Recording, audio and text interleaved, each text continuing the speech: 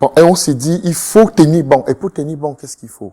On vit dans un enclos, dans une espèce d'enclos, où on n'a pas la liberté de se déplacer, on peut pas trouver d'emploi, et ainsi de suite. Mais on a un espoir qui viendra de on ne sait où. Et pour avoir ce semblant d'équilibre moral, parfois, on était obligé de consommer ces stupéfiants pour avoir un semblant d'équilibre moral qui permettait. Bon, c'est vrai qu'il y a d'autres qui partaient déjà de leur pays, parce que c'est pas seulement le cas des Camerounais. Quand vous retrouvez dans ces pays du Maghreb, Oui. vous retrouvez toutes les Il y a des nationalités Nigérians, nigérianes et autres. des Congolais Et ils ont et des tout ça. pratiques différentes selon déjà, les gars comme des Libériens, par exemple, eux, ils le consomment déjà. Parce qu'ils viennent avec la frontière libérienne avec la Guinée-Conakry, ça Tout à c'est fait. là-bas, et ils consomment déjà dès le bas âge. Donc, ils se sentent à l'aise. Mais ceux qui n'ont pas consommé ça du tout depuis leur naissance, c'est une première expérience à laquelle ils se livrent. Et les conditions dans lesquelles vous vivez Voilà. étaient vraiment délicates. Oui, Parce que on vivait vous n'êtes pas comme... obligé de squatter dans une chambre, peut-être à Parfois 5, même, 6. on n'avait pas la possibilité d'en avoir parce que les lois sur l'immigration étaient tellement sévères que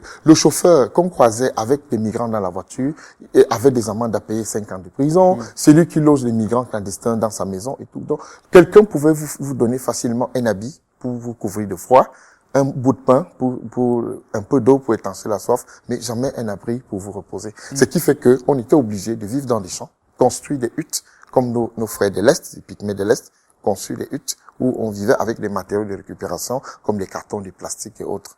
Et là, vous convenez que les conditions d'hygiène ne sont pas très orthodoxes.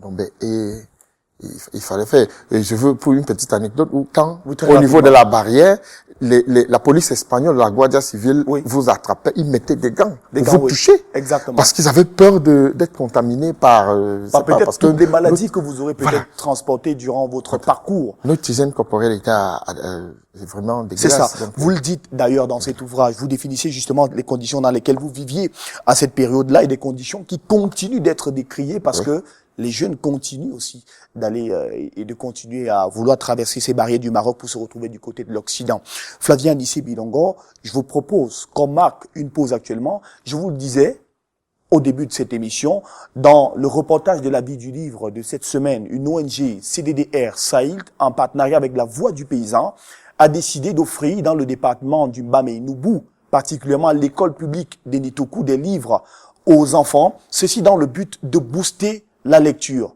plein feu et plein focus sur comment les jeunes devraient utiliser des ouvrages scolaires remis par ces ONG dans ce reportage.